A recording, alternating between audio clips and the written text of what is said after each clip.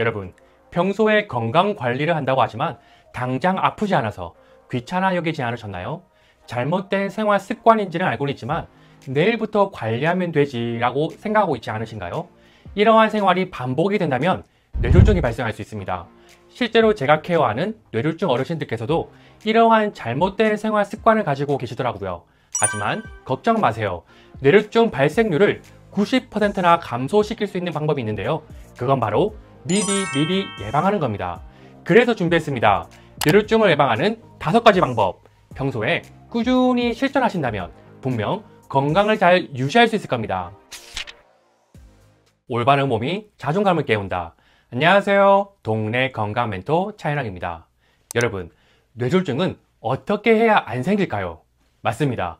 올바른 생활 습관으로 미리 예방하면 됩니다. 그럼 이미 뇌졸중이 발생했다면 어떻게 관리하면 좋을까요? 이것 또한 예방하는 방법과 동일하게 관리하시면 됩니다. 뇌졸중 예방을 위한 첫 번째 방법, 바로 흡연입니다. 흡연이 안 좋다는 건 당연히 아시고 계실 텐데요. 이 흡연이 뇌졸중을 발생시킬 수 있는 아주 위험한 인자라는 걸 알고 계셨나요? 흡연을 하게 되면 우리 몸속에 니코틴이 들어오게 됩니다. 이 니코틴이 말초 혈관을 수축시켜 심장 박동을 증가시키는 역할을 하는데요. 그렇게 되면 혈관이 수축하게 되면서 혈압을 상승시킬 수 있습니다. 그리고 혈관 내에 피떡, 혈전을 만들 수도 있어 뇌혈관, 심장혈관을 막을 수 있기 때문에 아주 위험하다고 할 수 있습니다. 이 논문은 흡연과 뇌졸중의 관계에 대한 메타 분석을 한 결과인데요. 흡연자는 비흡연자에 비해 뇌졸중 위험이 전반적으로 증가했습니다. 그리고 놀라운 것은 간접 흡연이 뇌졸중의 전체 위험을 45%나 증가시키는 것으로 나타났습니다. 흡연뿐만 아니라 간접 흡연도 정말 좋지 않다는 것이죠. 나만 건강이 나빠지는 것이 아니라 사랑하는 가족에게도 피해를 주게 됩니다. 많이 힘드시겠지만 나의 건강과 가족의 건강을 위해서라도 금연을 하시는 것이 좋습니다.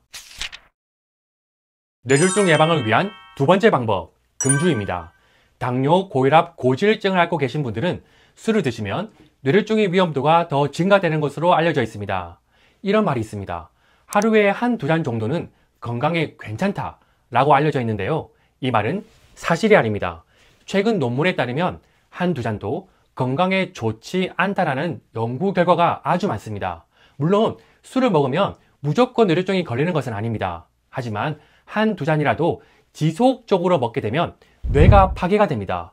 직접적으로 알코올은 뇌의 전선 껍질을 파괴합니다. 그리고 알코올이 대사가 되게 되면 발암 물질이 생기게 되는데요.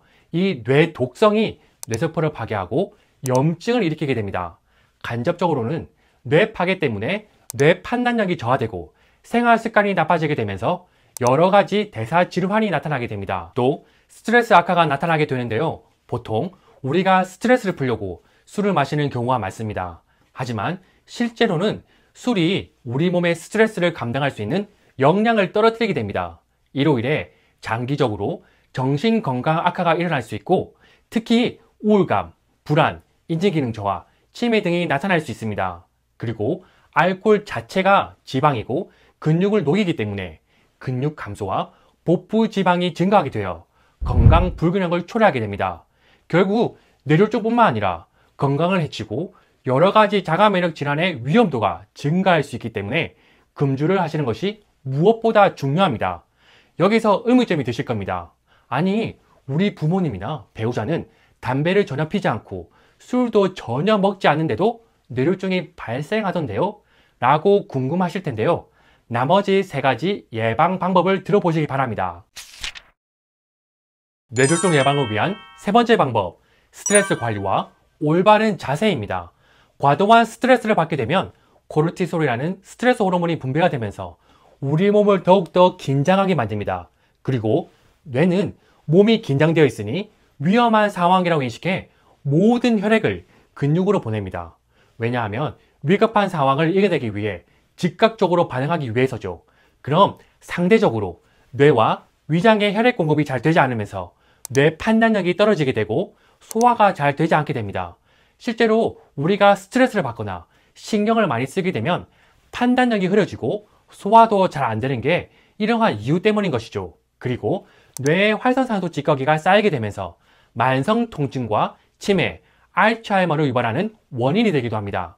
지금 한번 승모근 어깨를 한번 만져보세요.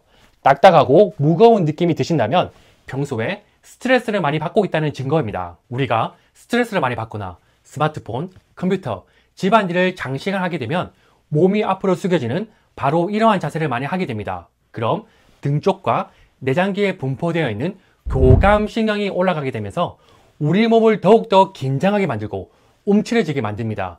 이렇게 되면 가슴과 배 안쪽에 들어있는 내장기와 호흡을 담당하는 횡격막이 눌려지고 심장 또한 압박받게 됩니다. 심장은 그 압박을 이겨내기 위해서 더 큰 압력으로 심장을 뛰게 해야 합니다. 그럼 혈압이 올라가게 되는데요. 여기에 과도한 스트레스까지 받게 된다면 교감신경이 더 올라가게 되면서 심장을 더 빨리 뛰게 만듭니다.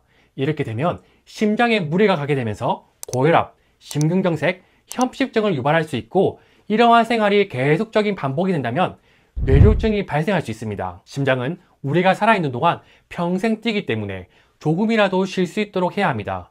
쉴 수 있도록 도와주는 것이 있습니다. 바로 횡격막과 갈비뼈 흉골 그리고 목 경추를 잘 움직여주면 됩니다. 심장은 심막으로 쌓여져 있습니다. 이 심막이 흉골의 위, 아래 인대로 연결되어 있고 목 경추 4번에서 흉추 4번까지 인대로 연결되어 있습니다. 평소에 올바른 자세로 몸을 잘 움직여 주신다면 목과 갈비뼈, 흉골이 잘 움직이게 되면서 심장이 뛰는 것을 도와줄 수가 있습니다. 또 호흡을 할 때마다 횡격막이 위, 아래로 잘 움직이게 되면서 심장이 뛰는 것을 도와줄 수가 있습니다. 그리고 또 한 가지, 몸이 앞으로 숙여지게 되면서 목이 앞으로 나오게 되면 심장에서 목을 통해 뇌로 올라가는 경동맥이 눌려질 수가 있습니다. 그럼 뇌에 충분한 혈액 공급을 할 수가 없기 때문에 뇌졸중 위험도가 올라갈 수 있습니다. 평소에 스트레스 관리와 올바른 자세를 유지하기 위해 이 동작을 자주 해주세요. 바로 이 자세인데요. 우리가 기쁘고 행복할 때 가슴을 펴고 하늘을 보는 동작을 하는 것처럼 평소에 이 동작을 자주 해주신다면 자세뿐만 아니라 몸이 편안하게 이완되면서 순환이 잘 되어 건강한 몸을 유지하는 데 많은 도움이 될 수 있습니다. 뇌졸중 예방을 위한 네 번째 방법, 정기적으로 혈당, 혈압, 콜레스테롤 측정하기입니다. 고혈압, 당뇨, 고지혈증 같은 경우에는 뇌졸중의 가장 중요한 위험 인자입니다. 그런데 정기 진단을 받지 않은 분들은 이러한 합병증이 생길 때까지 잘 모르는 경우가 많습니다.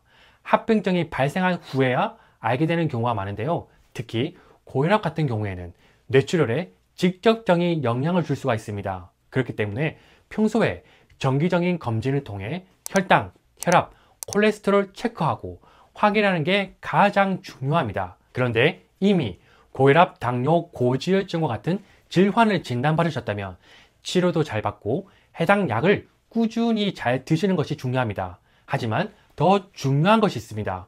사실 이러한 약들은 증상을 완화하기 위한 약이지 원인을 치료한 약은 아닙니다. 무엇보다 중요한 것은 지금까지 생활해왔던 잘못된 생활 습관을 종이에 적어가며 정확히 분석해서 완전히 바꿔야 합니다. 잘못된 생활 습관을 바꾸지 않는다면 또 다른 대사 질환이 나타나는 것은 시간 문제입니다. 약이 잘 해결해 주지는 않습니다. 건강은 하루아침에 나빠지는 것이 아니라 잘못된 생활 습관과 마음가짐이 10년이고 20년, 30년 동안 쌓여왔던 것입니다. 많이 힘드시겠지만 지금부터라도 건강 관리를 위해 노력하신다면 분명 좋은 결과가 있을 겁니다. 마지막으로 뇌졸중 예방을 위한 다섯 번째 방법, 규칙적인 운동입니다. 이건 뭐 당연히 중요하다는 건 다 알고 계실 겁니다. 운동은 강도가 낮은 것부터 시작해서 점점 높이는 것이 중요합니다. 유산소 운동은 30분 정도 일주일에 3번에서 4번 권장하고 있습니다. 유산소 운동이라 하면 걷기, 가볍게 달리기, 자전거 타기 등이 있습니다. 만약 시간 내서 운동하기가 어렵다고 하신다면 생활 습관을 조금 변화시키면 됩니다. 가까운 거리는 걷는다든지 계단을 오르고 내린다든지 처음에는 너무 무리하지 마시고 10분 정도 하시다가 나중에는 20분, 30분 조금씩 늘려가시면 됩니다. 그리고 근력 운동이 너무나도 중요합니다. 특히 나이가 들수록 근육과 근력이 감소하기 때문에 유산소 운동보다는 근력 운동 비중을 높이시는 것이 좋습니다. 운동할 때 주의점이 있습니다. 고혈압이나 뇌졸중 환자분들께서는 운동을 진행하실 때 이른 아침이나 추운 날씨를 피해 주시는 것이 좋습니다. 꼭 해야 하는 상황이라면 실내에서 운동하시는 것을 권장드립니다. 약물 치료를 받고 있는 당뇨병 환자분들께서는 식사하기 전에 운동을 했을 경우 저혈당에 빠질 수 있기 때문에 항상 식사 후에 소화를 시킨 후에 운동을 진행해 주세요. 그리고 근력 운동을 하실 때 호흡이 굉장히 중요합니다. 숨을 참으면서 힘을 사용하게 되면 뇌압이나 혈압이 올라가게 되고 혈관이 손상받을 수 있기 때문에 반드시 주의하셔야 됩니다. 꾸준한 운동은 건강을 지키는데 아주 좋습니다. 하지만 무리한 운동은 오히려 건강을 해칠 수 있기 때문에 이 점 꼭 주의해 주세요. 오늘은 뇌졸중 예방을 위한 5가지 방법에 대해서 알아보았습니다. 첫 번째, 금연. 두 번째, 금주. 세 번째, 스트레스 관리와 올바른 자세. 네 번째, 정기적인 건강 체크. 다섯 번째, 규칙적인 운동입니다. 사실 이 예방 방법은 뇌졸중만을 위한 것이 아니라 건강을 위해 기본적으로 실천해야 하는 방법입니다. 살을 빼기 위해 다이어트를 하는 것이 아니라 건강을 잘 유지하기 위해 노력하다 보면 살은 저절로 빠지게 되는 것처럼 건강한 몸을 잘 유지하기 위해 노력하신다면 뇌졸중뿐만 아니라 다른 질환을 이겨낼 수 있는 힘이 생기게 되는 것입니다. 저는 뇌졸중 환자분들을 위해 댁에 직접 찾아가 재활 운동을 진행하고 있는데요. 어르신들께서 항상 하시는 말씀이 있습니다.